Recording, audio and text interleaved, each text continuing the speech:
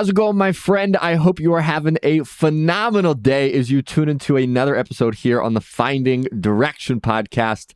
Now, this week, I'm sitting down with my buddy, Tony Whatley, and to give you a little bit of an inside look to Tony Whatley, he is a serial entrepreneur. He's actually often referred to as the Side Hustle Millionaire because he had 25 years in a successful corporate career.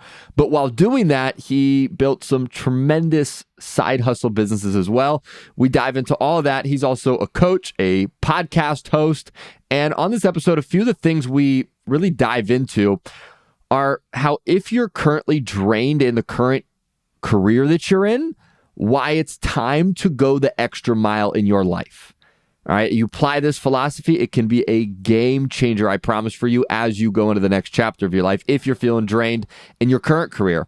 Now, we also talk about the importance of focusing on your purpose for this decade and how sometimes it's not about all of life, but maybe if you just focus on your purpose for this decade, how it can be massively impactful. And then one of the other things we talk about is 3 questions Tony got from a near-death experience that have massively changed his life, and that if you apply and ask yourself these questions, they can give you a massive amount of insight and really help you, again, find this next step in your life. So we dive into all of this and so much more in this episode. If you are enjoying this, whether it's your first time here or you are a Finding Direction local, if you have not yet, please make sure you go to the iTunes store, leave us a review, a rating. If you listen to us on Spotify, you can now go there and leave a rating there as well. Give us anywhere from 1 to 5 stars. We hope for 5, but give us an honest review on what you like. And if you would do that, we would be extremely grateful. If you're watching on YouTube, make sure to subscribe. But without that, my friends, we are going to dive right into the episode. So here we go.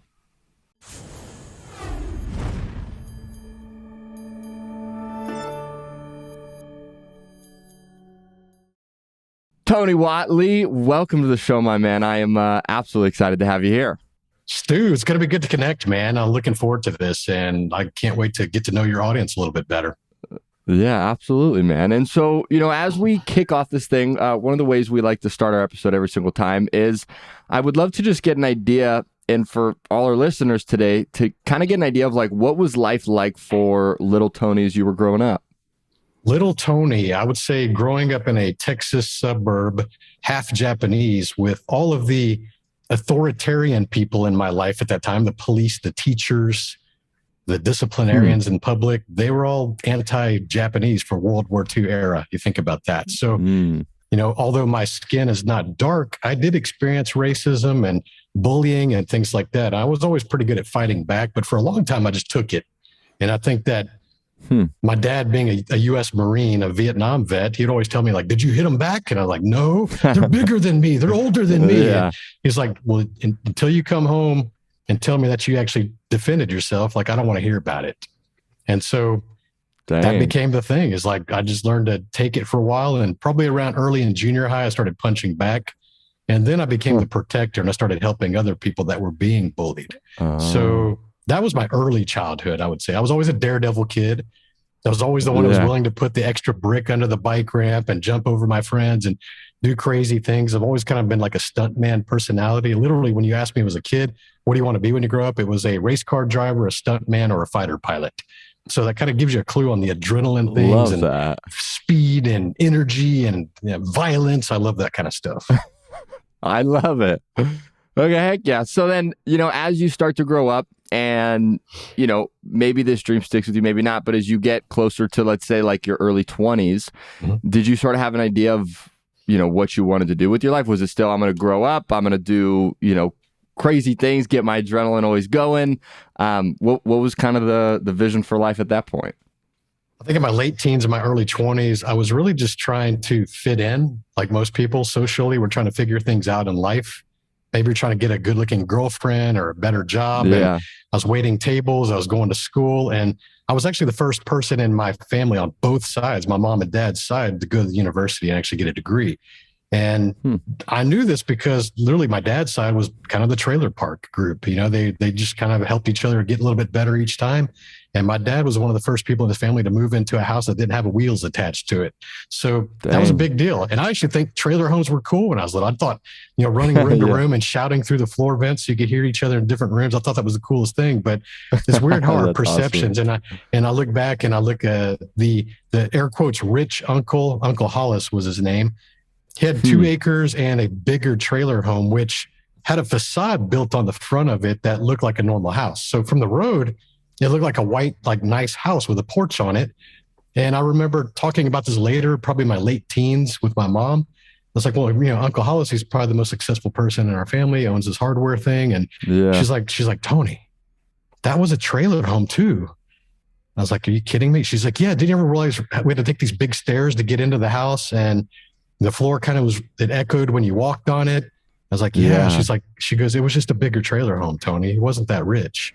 And so my perceptions were really odd at that time. And I just said, you know what? I want to go make 6 figures because everybody at that era, I'm 49 for context for listeners. I want to make 6 figures. Everybody tells you, even today, go be a doctor, a lawyer, or an engineer. They tell you this. You only get 3 choices. And I said, okay, I love cars. I love building cars, racing cars. Which of these things may apply to cars? Well, it turns out it's mechanical engineering. And that's what I did. I went and got a mechanical engineering degree at University of Houston. Took me 7 years. I was working construction just like my dad was. And I was waiting tables on weekends. So that was kind of my 20s. Yeah. Love it. And so then for 20s, it just became work on cars. That's your thing. And I know it's part of your story too.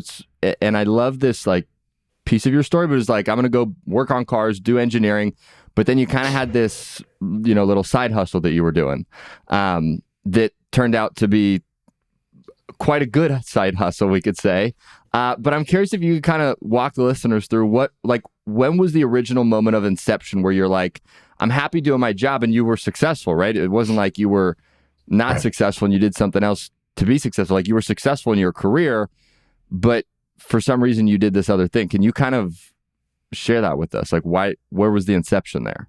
Yeah. So I kind of mentioned on my lifestyle during the university years. So 7 years of working full-time construction, waiting tables, and also being a mechanic sometimes on the weekend. So I was really in that 24/7 hustle and grind. I was only sleeping 3 or 4 hours a night to make all that work, but that's the way I could afford it.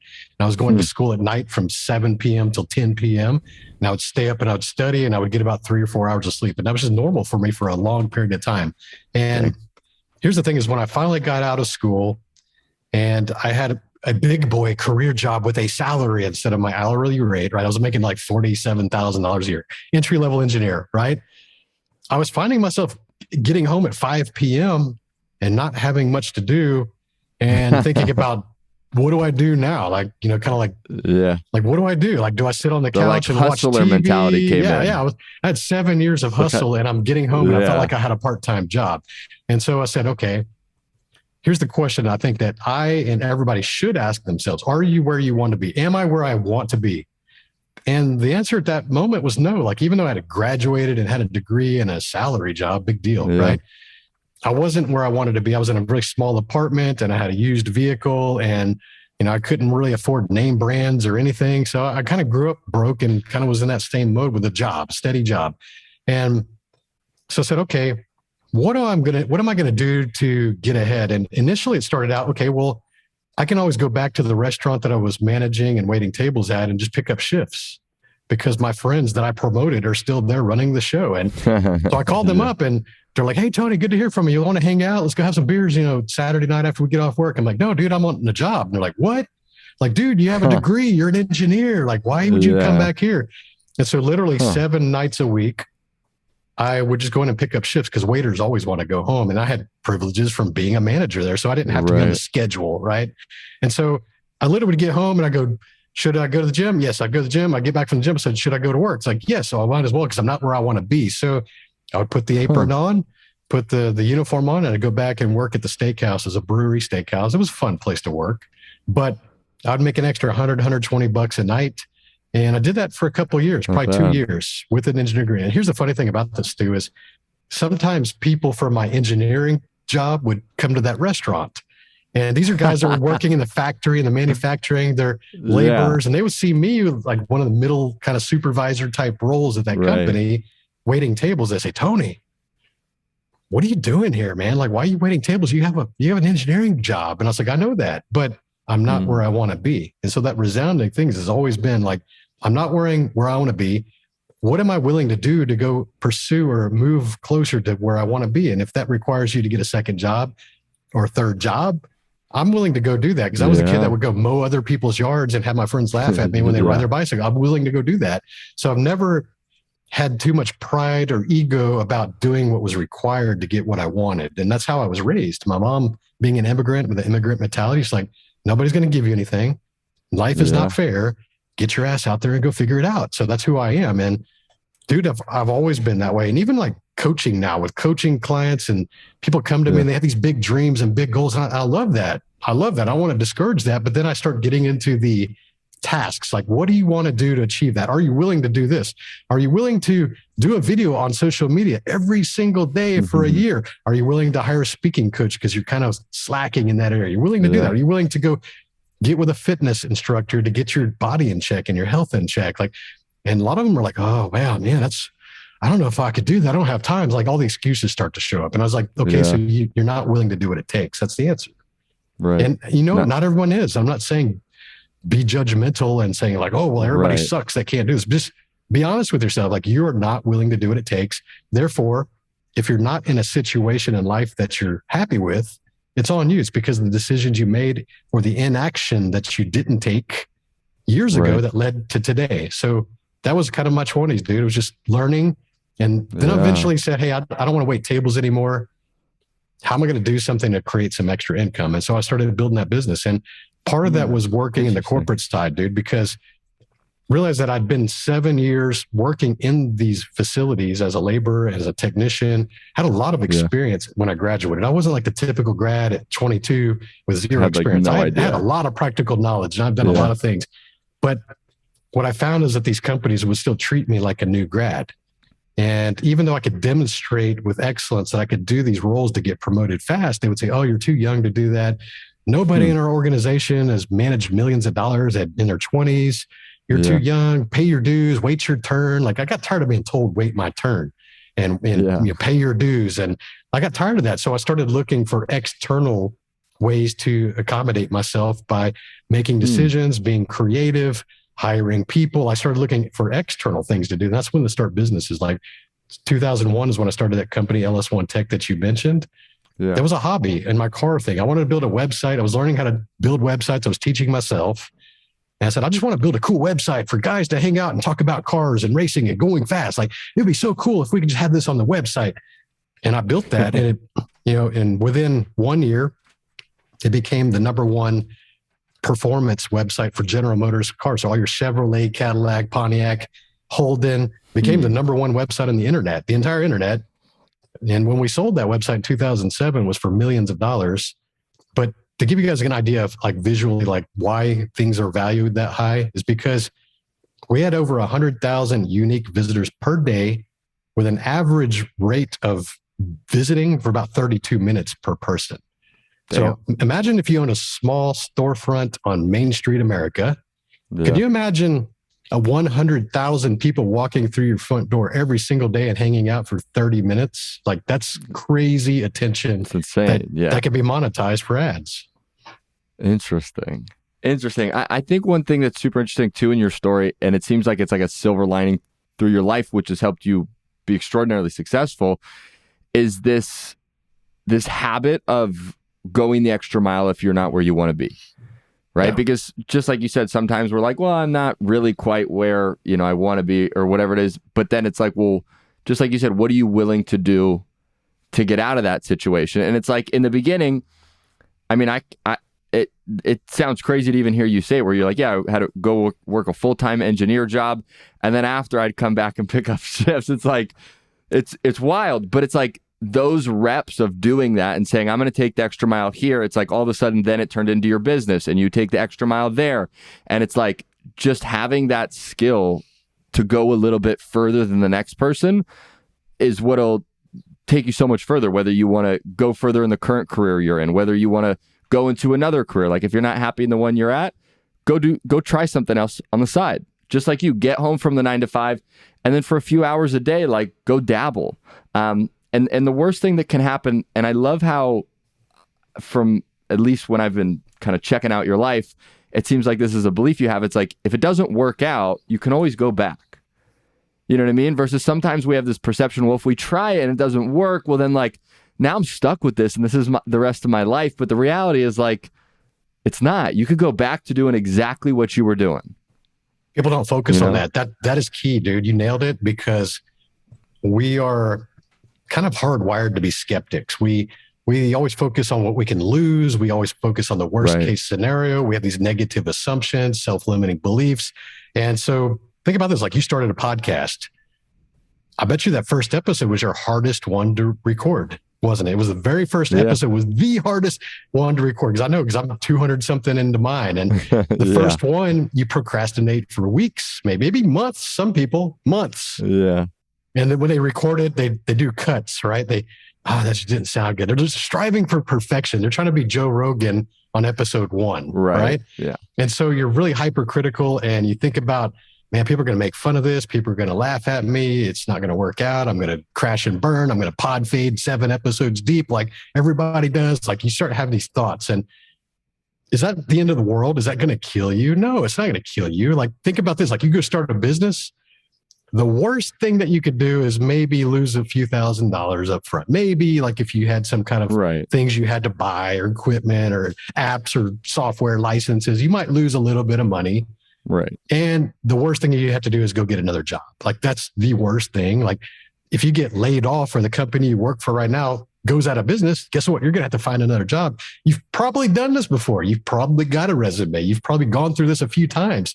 Maybe you had some crap ass jobs and you finally got one that's okay now, but you're okay finding a job when it's necessary. So why do you think that starting a company and it failing, which results in you to go get another job, is like some devastating thing that you can't suffer to go through? And guys, like business owners, I would not want to learn from anybody that's only had one business that's been successful. I would not want to learn from that person, because you learn a lot more through adversity and challenges and failures than you do from being a winner. And you'll see that there's people that have hit the literal grand slam on their first attempt, and they have some devastating thing that happens in their company. And man, some of those people just kill themselves. It's ridiculous how bad they handle that, because they built themselves up as a winner without ever seeing any adversity or tragedy or negative side of their business. And when the house of cards crumbles, they have their identity baked into that, and they can't go anywhere but that. So I think about this, like when I walk on stages, dude, I'll tell you, like I've had 9 companies that I started, and 3 of them are notable. 3 of them, I would say, that did really well profit-wise. And the other 6, I don't even remember some of those. And damn sure nobody else remembers them. And the thing is that you got to understand that even your second place effort, which is probably still pretty good, most people won't even remember that. Like think about this. I'll give you a good example. ls1tech.com. Everyone in the automotive industry knows me as the founder of that. It's the #1 website, 300,000 registered members. My second placed effort in that same industry, performancetrucks.net, 280,000 registered members and also a 7-figure business. But nobody knows about that one. Nobody talks about that one. But had it been on its own, like the only thing I did, it was still stood out. See what I mean? So I'm saying this by letting your listeners understand that people will remember your latest and your greatest and the best, but they don't really care about your second, third, fourth. So do you really think they're going to care about your 5th, 6th, 7th, and 8th things that you failed at? No, they're not. Right. And I think an important piece you mentioned there too is like not identifying with it. Like if you try something, it doesn't work out, you got to separate yourself from it. If something happens in your life, you go, okay, that didn't work out, but that doesn't mean that I don't work out or that I'm a failure. It's like, that just wasn't the thing that was meant to go through in your life. And so I think that's a big piece you touched on too, is like, you got to separate yourself from it. And so, you know, like, let's say we continue to dive into your life. One thing that I'm curious to hear from your perspective, and I've heard you say it before, but it's that as you've gone throughout your life and you've done a lot as an understatement in your life, one of the things I've heard you mention is that every decade of your life, it's like you had a different purpose. And I think sometimes as we go throughout our life, there's this ideology of there's the one thing, the like overarching for, 100 years of my life, this is the thing that I'm going to do. But I think it's such an interesting way to break it down where it's like, okay, well, if we focused on like, what's my purpose for this decade? One, it allows us to just, it's not as far, so we can be a little bit more clear with it.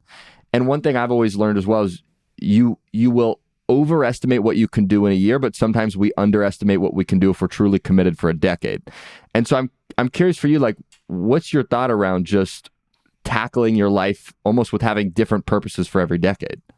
I discovered this at age 40 because until you start getting enough decades to compare, you don't really have the awareness or the wisdom that you had different purposes. Because I remember, even when you're a kid, when people go, hey, what do you want to be when you grow up? Or you start thinking about like, what's the meaning of life? Like nobody knows the answer to that stuff. Even like, I don't know the answer to that now. And I'm 49. I don't understand that. But I think a lot of younger people, especially in their 20s, are too hard on themselves because society tells them that they need to have it all figured out. And, we're thinking about our degree plans and things like that. And what's your career going to be? And who are you going to marry? And all these big questions that we don't have answers to because we don't have any wisdom or awareness of what that even means. And so if you're young and you're listening to this, give yourself some grace and realize that the person you are today is not going to be the same person in 5 years, 10 years, 20 years, 30 years. You're not going to be the same person. And if you are, that's pretty sad. Let's be real. That means you haven't invested in yourself. True. You haven't learned anything new. You're still hanging around with people that talk about remember when instead of surrounding yourself with people that talk about imagine when.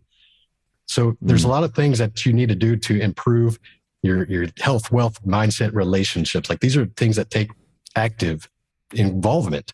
And so looking at each decade of my life back, like teens trying to be socially fit in, trying to be cool or hanging around with people that you thought were kind of popular, playing sports, getting a good looking girlfriend. Like that's kind of like your thing. You're socializing. You're trying to just be normal and you're trying not to be outcast. You're trying not to be like the one that everybody makes fun of, right? That's the thing. Survival instinct.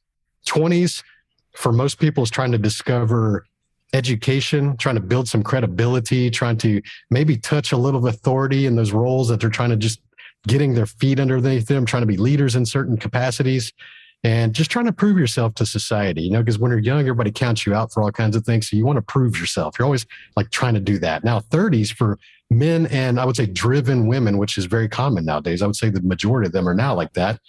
Yeah. It's all about making money, like because you've already got the education behind you. You've got a few years of experience. You start to see the opportunities. You start to navigate the corporate ladder or entrepreneurship. You start to understand that I have a real opportunity right now to get further ahead than everybody in my peer group just by putting in the work and going all in and making big sacrifices that most people are unwilling to do. Like it kind of goes back to like, are you willing to do what it takes, right? That's your 30s.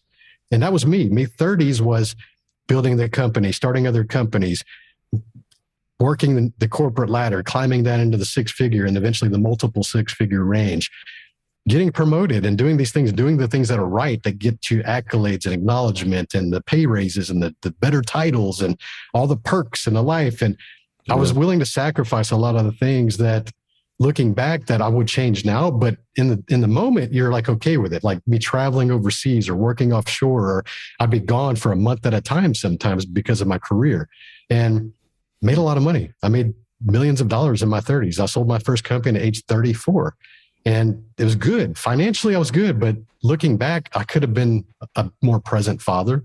I was a young son. I've been a dad since I was 28.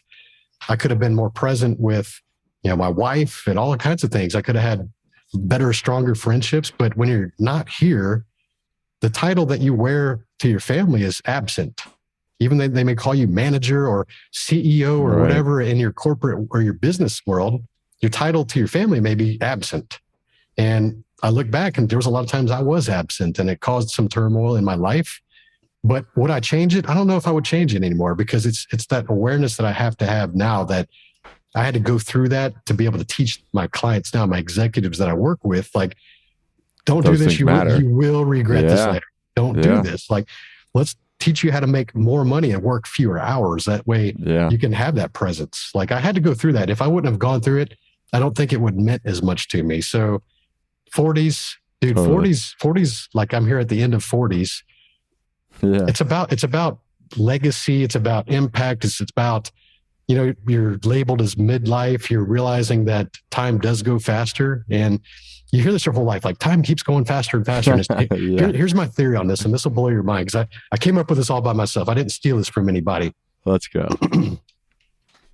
Remember when you were a kid, like summer vacation between school? Like it felt like an eternity, didn't it? Like 3 months. Like for sure. It felt like forever. And you're like, man, this is so long. I can't wait to go back to school. Like this sucks, kind of.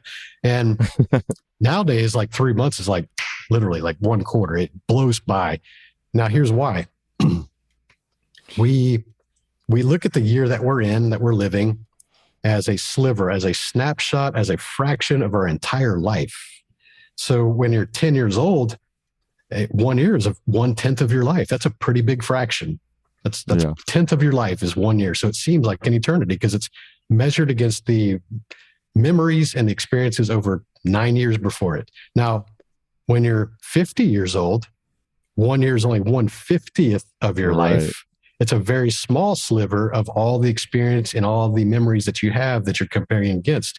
And so our perception, the time moves the same regardless. The perception is that it's faster because it is literally a smaller fraction of your life as you get older. So it does go faster. It does go faster. Because I'll tell you, even when I was 30, I said, man, time's going by pretty fast. Now I'm like almost 50. It's like, dude, time is going by faster. Like it just keeps going faster and faster and faster. So you can't fight that. Just realize that is coming, right? Yeah. So you start to think about legacy, mortality. You start thinking about those things. Yeah. And when we talk about those things, one thing I'm curious, if you'd be open to sharing as well is obviously when you were in your 40s, you had we'll just say crazy experience. And I'm curious if you could kind of give us like, the cliff notes on the experience, but I think really the thing I would love to hear from you is like, what was the biggest lesson or thing you took away from this experience you'll share with us that you live by every single day? Man, that's a good one. So 2015, I was at the racetrack, a drag strip here in Houston. I was driving 1,000 horsepower Dodge Viper twin turbo car, aftermarket modified, trying to set a national record, trying to be the first 9-second pass in a Gen 5 Viper, right? And the shop that owned the car, they couldn't get it done. They just didn't know how to launch the Viper off the line. I've got another Viper. I've got a couple of those. The one I drive at the track is literally, it's 1,200 horsepower. It's faster. I've done thousands of passes. So they knew that I could drive them. So they threw me the keys to try to do this Hail Mary pass on the very last pass of the night. And everything was going good, man. I nailed the launch really well. Second gear was good. Third gear was really pulling. And then all of a sudden the car started to kind of gravitate towards that right side wall. And I was in the right lane. Luckily, I was by myself on the track. And I was trying to keep the car off the wall, but it started to just keep going closer to the wall. I was like, what the hell's going on? And I could see the finish line. I'm on top of third gear, 130 miles per hour, right? It's almost there. And finally, the car just decides to go on that wall and it starts grinding that wall. And I got angry at myself because I damaged a very expensive vehicle that I was trusted with. And so I had the adrenaline, the slight fear, the little bit of lack of control, but we're going to get this done. And then anger kind of was the next emotion at myself and disappointment. And so I said, okay, obviously the run is aborted. I'm just going to slow down and come off this wall. If that's the worst of it, okay, I'll help them pay for the damage, right?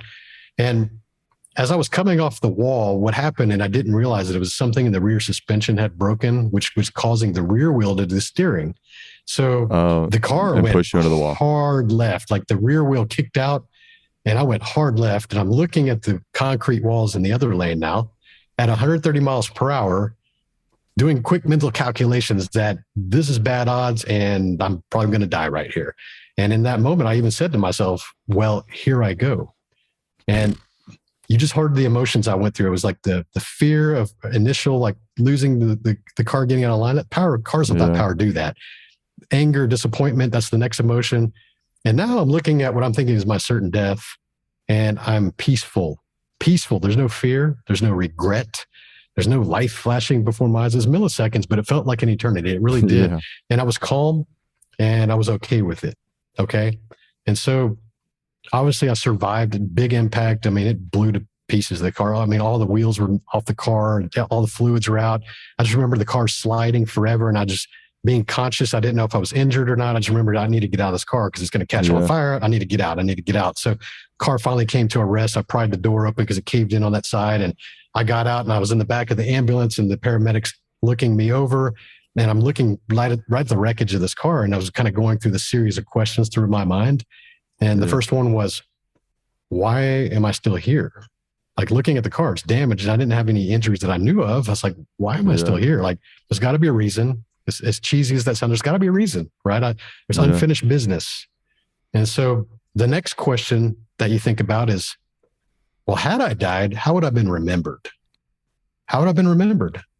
And he said, well, I don't know. Let me think about it. Let me sit with this one a little bit. How did so-and-so get remembered when he died? How did so-and-so get remembered when she died? Like people that you know, that's how we do. We compare, right? That are in our groups. And that's what's the real honest assessment answer to that. And to me, I still remember it. It's nice, rich guy, cool cars, gone too soon.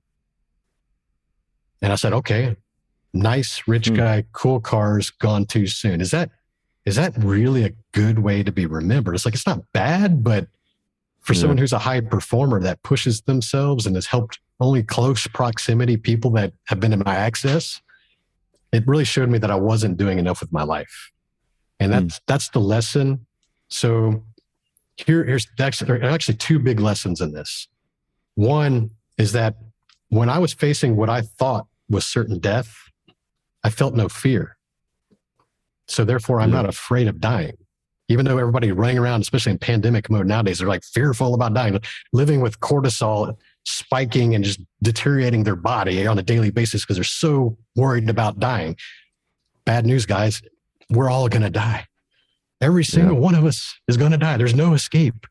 So whether you live in fear of dying or just living with intention, the outcome is the same regardless, right? So, so I realized that, okay, damn, dude, I've been hiding from the spotlight. I've been hiding from being on camera. I've been hiding from stage. I've been hiding from writing the book that I know I should write because I was so worried about potential criticism or naysayers or haters or what other people may think. And so when you think about that, it's like, dude, if I'm not afraid of dying now, why would I be afraid of that? And the logic says like, you shouldn't be afraid of that. You shouldn't be even remotely afraid of that if you're not afraid of dying. So I'm giving your listeners the gift of understanding that in that near-death experience, you may feel an overwhelming sense of peacefulness in that moment. So rest assured that there's a higher calling in why we're here. So if you're not going to fear death, why would you fear anything else? Yeah. I can only imagine. It sounds like a wild experience. And I think it's a beautiful reminder for, every single person listening to this, that it's like, if you're still here, if you woke up this morning, if you got air in your lungs, your heart's still beating, like there's a reason, right? And I think those questions you ask, it's like, well, why am I still here? And even if we don't have some crazy near-death experience, if we woke up and said, well, why am I still here? We're going to get powerful answers from that, right? And even if we don't have a near-death experience, we could still ask ourselves, well, what would I be known for right now? And if we don't like that, one of the most beautiful parts is we have the capacity, we have the ability to change it. And kind of going back to your extra mile sort of mentality, it's like, if we don't like what we're known for, let's put in the extra mile so that when we do pass one day, that we can create the narrative of people go, oh, wow, this person was, they were a car person, but they were a giver. They touched lives. They helped people. They contributed. They made a difference with their life. And I think those are just some really powerful things anyone listening to this can ask themselves. And if you don't like the answers, take this as a sign to say, okay, I'm gonna change something about it, right? And create your new story. And so, Tony, man, you've so much wisdom, so much value throughout your life. I'm curious, people want to get more information on you, see where you are, what you're up to, check out the book, your podcast, all of the amazing things you're doing. Where's the best place for them to go check you out? Yeah, since we got some podcast listeners on here, my show is called 365 Driven. You can find it exactly on the same place as Stu's show is on. So I'd love to hear you guys. It's an entrepreneurship-based show, but we focus on health, wealth, mindset, and relationships, because I don't think that just being financially successful is success. And I don't think that all of this money that you can have doesn't buy you fulfillment or happiness. Like, you have to find the reason that there's a purpose behind what you do. But it's always a mission. 365 Driven is a mission to improve on a daily basis. And I'm not talking about hitting grand slams and crushing it every single day. Like, that's a bunch of BS. It's not realistic, but you should be taking some intentional steps to improving your knowledge, your relationships, your fitness, your health, your mindset, all these things to become the best version of yourself. And I know that's a line, it's a cliche line that we hear now, but it's true. It's so true. And every high performer I've ever met, every successful person in every regard has had that same thing in common. So why would we try to fight that, and say like, oh, well, that's a cliche phrase. Like, no, it's the real thing. That's like, it's repeated often because it's legit. So other than that, my social media and my entrepreneurship group and all that's on my website, 365driven.com. Perfect. And so one last question I have for you. We ask everyone on the podcast this because we want to help people find direction, but do it through action. I'm curious, like, what would you say is one thing someone listening to this can do in the next 24 to 48 hours to start finding direction in their life? Wow, that's a deep question. Again, it kind of goes back to where you're at. And the thing is we don't know what we don't know, right? Sure. So I would say that the fastest acceleration and success or performance or results that you're going to achieve in your life usually comes through mentors or coaches or an accountability group. Like if you can't afford a coach, that's cool. But the mentors I had came from reading magazines and books because that's a really affordable way to get into somebody's knowledge base. So learn to find the people that have achieved or inspire you to do the things that you would like to achieve. Learn from the people who have done it, or even the people who have tried and failed at it. They have valuable information as well. But surround yourself with the answer of who can help me get there versus how can I do this? Because although we can spend a lot of time trying to figure everything out ourselves, and most of us do that because when we don't have money, we have time. And when we don't have time, we better have money to make that shortcut, right? So successful people don't ask, how can I do this? They ask, who do I know that can help me get through this? So the answer becomes who, not how. So find those mentors, find the accountability group, build an accountability group with people that will actually do what they're saying. And I'm saying an accountability group, to you guys give an idea, pick 3 to 5 people, small, that are on the same mission, that are not going to take any BS excuses. And I'll warn you not to make these your best friends, because when you join an accountability group with your best friends, they're more focused on maintaining the relationship instead of being truthful. So they're not going to give you the tough love and be upfront, and they're not going to call out your BS and your excuses. So you got to find people on a similar mission that'll keep each other in check. You may become lifelong friends, and that would be beautiful if that happens. But for the purpose of this, don't use your best friends or your family, because they're not going to be as judgmental. They're not going to be as truthful. So do that, or hire a coach, or join a group that will help push you. That is the number one, whether it's physical fitness, health, podcasting, whatever you want to do, writing a book, you can find coaches and people that will help you do that. Man, that's the fastest way to get results in anything in life. Love it. Love it. It's a who, not a what. So Tony, again, man, thank you so much for being here. Thank you for the wisdom, everything you shared with our audience. And other than that, we look forward to, seeing you around. So thanks for being here today. Thanks a lot, Stu. I love your energy, man. And your show is going to do awesome, dude. Thank you, brother.